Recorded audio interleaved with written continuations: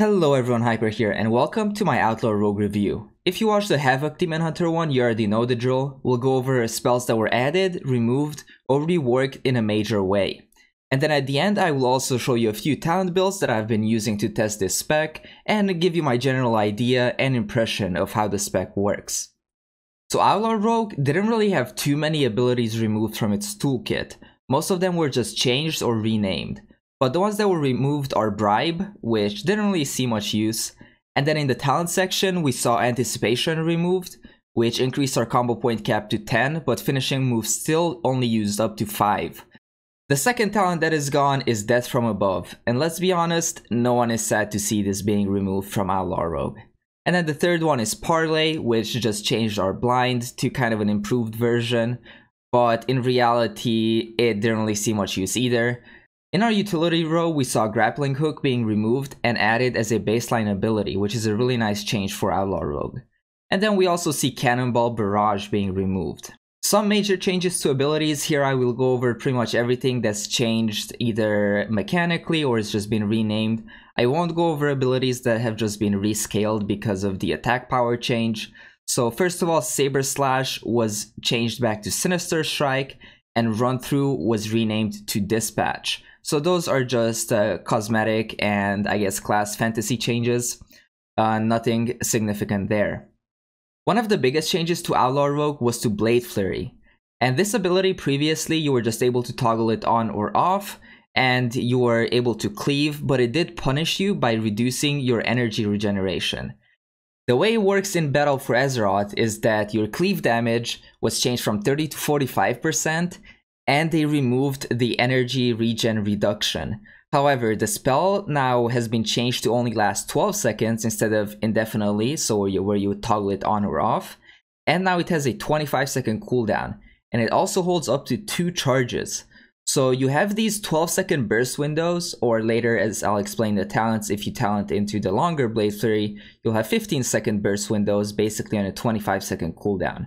And it's very interesting because initially I thought that on extended AoE, Outlaw Rogue would kind of suffer, but in reality, you usually have those 2 charges, and that's enough time to deal most of your AoE damage, and you need some downtime in between to regenerate combo points and get your buffs back up anyway. And then between trash packs, you have time to get those Blade Flurry charges back up. So I think this is a really interesting change to Outlaw Rogue, and it makes the spec feel really good whenever you play it in AoE situations. Blind received a small change with its cooldown being reduced to 1 minute from 2 minutes. And then Combat Potency buffed from 30% to 75%, and Restless Blade was also buffed from 0.5 seconds CDR per combo point to 1 second per combo point. 2 of the Roll the Bones buffs has also been changed, and these are Buried Treasure, which was changed from 30% increased energy regen to just 4 energy per second. And then Jolly Roger was buffed to 30% chance to get a second hit with your Sinister Strike. A few changes also happened to Rogue Utility / Survival, with Feint being nerfed from 0% cooldown on it to 15 seconds, and its damage reduction reduced to 40% from 50%. This change just makes rogues think about when they're going to use Feint instead of just using it whenever they see any kind of AoE damage coming in. And overall, I don't think it will impact the class too much, because in most situations you just need to press Feint once, and that's enough to mitigate an AoE ability. And usually AoE abilities on raid fights in particular don't happen often enough that you need to spam Feints. The second nerf came to Cloak of Shadows, whose cooldown was increased to 2 minutes from 90 seconds. Let's take a look at the talents that were changed. In the first tier, Ghostly Strike was put on a 35-second cooldown, and it is affected by Restless Blades. In the second tier, Grappling Hook was replaced with Retractable Hook, which just gives it CDR. In the third tier, Anticipation obviously was removed, and was replaced with Mark of Death from the last tier. Tier 4 remains the same, and in Tier 5, Parley was replaced with Blinding Powder, which reduces the CD of Blind and increases its range. Prey on the Weak was also slightly changed to always apply a 10% damage buff for 6 seconds, regardless of the stun duration. So if you cheap shot an enemy for 1 second, you still get a 6-second damage bonus on the target.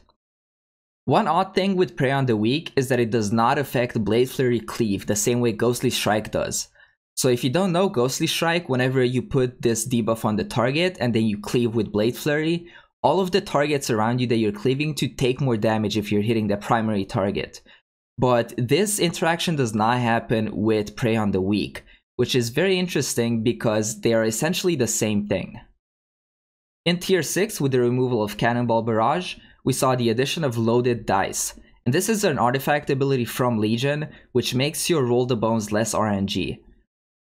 Also in this row, Killing Spree swap places with Slice and Dice, and Alacrity was nerfed by 5% overall, but now it gains 3% haste per stack and it stacks up to 5 times.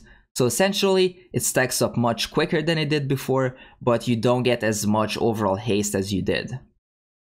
In the last tier, with the removal of DFA, we get a new ability called Blade Rush, and this works like a short-range charge and deals AoE damage around the target. Like I mentioned before, since Mark of Death was removed from this last row, it did open up one talent slot, and this was replaced with Dancing Steel, which increases our Blade Flurry duration by 3 seconds and its damage by 5%. This talent overall is pretty strong and it gives us better sustained AoE. So in situations where you don't have time to really recharge your Blade Flurry stacks, this talent might be the go-to. Before we take a look at talent builds, I wanted to show you a few ability interactions which might be a little bit counterintuitive and harder for new players to pick up on. And the first one, of course, is Blade Flurry. And this will cleave targets around your character in an 8-yard radius, and it is affected by acrobatic strikes. So if you take this talent, then it will be an 11-yard radius. And regardless if the targets are behind you or in front of you, if you have this on and you press a single target ability, they will get hit. So I will just demonstrate that here on these 4 target dummies. If I Blade Flurry and then pistol shot the one away, you saw that the ones behind me still took damage. The second interaction, like I mentioned before, is Ghostly Strike. If you Ghostly Strike your main target, your off targets will also take increased damage when you have Blade Flurry up. The same interaction does not happen with Prey on the Weak, and this might be a bug or it might be intentional, I don't know yet. On the tooltip of Sinister Strike, it says that there's a 35% chance to hit an additional time, and you would think this would give you 2 combo points in total, but in reality, even if it hits an additional time, like it did just there, you still only get 1 combo point. Another interesting interaction is Ghostly Strike with Killing Spree. In an ideal situation on single target, you would always want to pair these together, where you Ghostly Strike your target, and then you Killing Spree, because every single tick of Killing Spree will hit them guaranteed. However, in AoE situations, you might want to Killing Spree before you Ghostly Strike, because even though you have Ghostly Strike on your main target, Killing Spree will teleport you to random targets within 10 yards. So a lot of those hits might not get the benefit from the increased damage. Now that you understand some of the ability interactions, let's take a look at some talent builds. What you see on the screen here is what potentially will become the standard raiding talent. Loaded Dice would obviously force you into taking Roll the Bones, which is very RNG, and I much prefer taking Slice and Dice over this because it does increase your attack speed, and our attacks actually do quite a bit more damage than they used to in Legion and previous expansions. Ghostly Strikes also gives you a nice burst window that actually happens pretty often because of the cooldown reduction from Restless Blades. In the level 45 row or tier 3 row, there's still a debate between Deeper Stratagem or Vigor. For AoE situations, I feel like Vigor will always be better, but for single target, a case can be made for Deeper Stratagem. Let's take a look at the single target build on a target dummy. The idea is very simple. You open up with Ambush, Sinister Strike, Slice and Dice, and then you want to go into your Ghostly Strike Killing Spree window, after which you pop Adrenaline Rush, and then you just try to fit as many dispatches within your Ghostly Strike as you can, while using up all of your pistol shot procs. One nice thing about Outlaw Rogue is that combat point regeneration or combat point generation is very straightforward and there's no RNG involved, so you know exactly when you get to 5 and you're never going to overcap. So we go in, ambush, get our slice and dice up, and then we go into our big burst window. And here you pretty much just want to avoid capping energy and combo points and get as many dispatches in as you can, like I said before. And with the CDR on your Ghostly Strike, you actually get these burst windows fairly often, so you want to pool 4 combo points before your Ghostly Strike comes back up, because it does generate 1 combo point. Then outside of that, you just pretty much want to keep up your slice and dice, use up your procs, and just keep going ham on the target until your cooldowns come back up. Playing this build on AoE is also very fun because of the Killing Spree Blade Flurry interaction. You will get out a lot of initial burst damage if you just go in with Blade Flurry, Killing Spree, and then Ghostly Strike and pump some damage in your primary target. So this looks something similar to what I'm about to show you. We go in with Ambush, Blade Flurry, Killing Spree, and then we just Ghostly Strike and pump damage in our main target. And this will just cleave that damage to everything around it, and then whenever your Blade Flurry is off cooldown, you pop it back up, and you just keep pushing damage into your target. Obviously I don't have weak auras and stuff to keep track of my cooldowns to min-max a little bit, but still I was able to get pretty nice burst windows whenever I was doing dungeons on this Outlaw Rogue. With this build for AoE, you can also use Quick Draw if you prefer. It's a lot simpler to use than Ghostly Strike. Same goes for single target. It's a perfectly viable option to use Quick Draw. Overall, I think it's a little bit less damage than a Ghostly Strike, but it is significantly easier to use. One thing to mention about Blade Rush is that it does not trigger a Blade Flurry. And this is a real shame because that's one huge part about Killing Spree, where you just flurry KS into a target, and you see those numbers pop up all over your screen.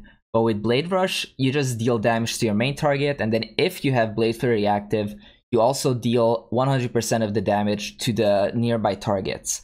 So if that further triggered our Blade Flurry, it would be competitive with Killing Spree. However, as it stands right now, at least number-wise, Killing Spree does pull ahead in both single target and AoE situations. For leveling and world content, this build is probably what you will see, with Quick Draw, Retractable Blade, Marked for Death, and Iron Stomach. And this is because you get high burst windows, Retractable Blade gives you better mobility, and Marked for Death is always up, basically because you're just killing mobs then moving on to another one, so you can instantly either get your slice and dice up so you don't have to spend time doing that with those 5 combo points, or you can just do a huge burst on a target and instantly kill them. So what are my overall thoughts about Outlaw Rogue? I think it's a very well designed class overall, and it does seem like they put a lot of effort into making these talents work together. One thing I still have an issue with is Roll the Bones, and I don't really want to play any builds that involve Roll the Bones because of the RNG, so I really like to see some changes to that.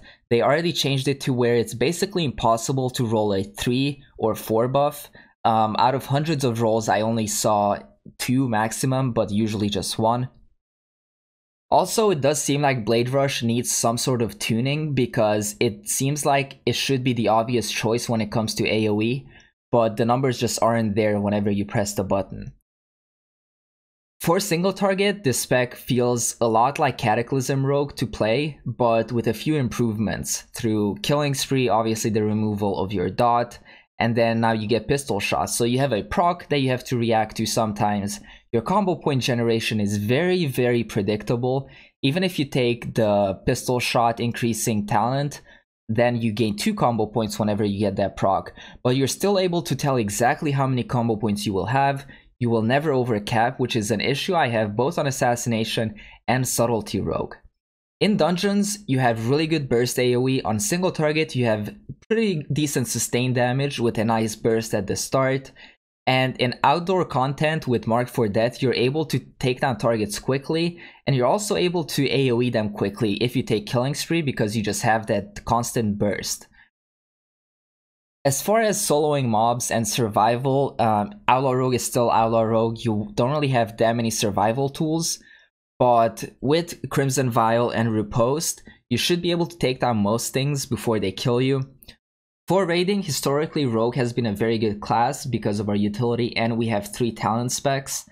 So our utility does suffer a little bit because they nerf Cloak of Shadows and Feint, but I feel like they're not large enough changes and nerfs to largely impact if rogues are going to be taken or not for raids. Now for the big question, would I choose this as my main alt? Let's go over the pros and cons. The pros are that the spec is very easy to pick up. You can pretty much learn it within a few hours to a fairly high level.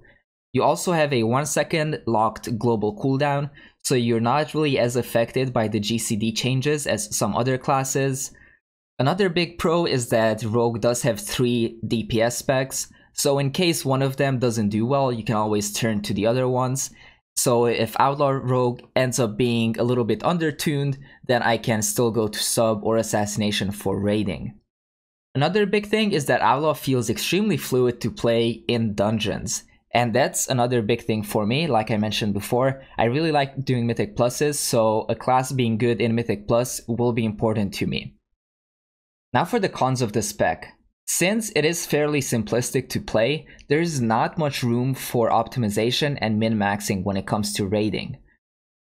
And another big issue I have is Roll the Bones. This ability needs to either be removed or changed in some way where you always are guaranteed 2 buffs and they need to reduce the number of buffs that are possible, so you don't really get utility ones or the ones that are not so good. Because I tried playing this spec with Roll the Bones and it feels absolutely awful to play. This means that you're basically locked into having to take Alacrity or Slice and Dice.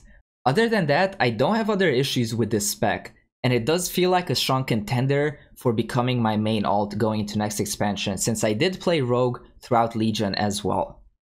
Thank you so much for watching, and if you enjoyed the video, please hit the like button and sub to the channel. And I'm also very curious to hear what your thoughts are on the Outlaw Rogue changes going into BFA.